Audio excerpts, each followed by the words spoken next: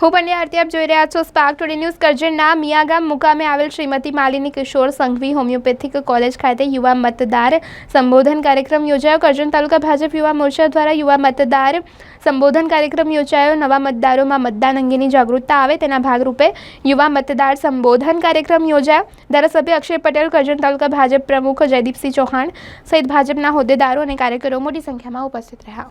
આજરોજ કરજણ તાલુકા યુવા મોરચા ખાતે કરજણ કોલેજ હોમિયોપેથિકમાં આપણે નવા જે મતદાતા છે જેનું સંમેલન નરેન્દ્ર મોદી સાહેબનું સાંભળવા માટે અહીંયા ઉપસ્થિત થયા છે।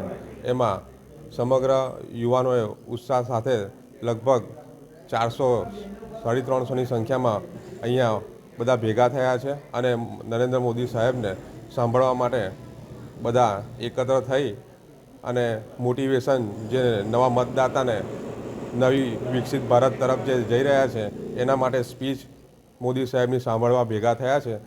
એ અર્થે ભારત માતા કી જય, વંદે માતરમ।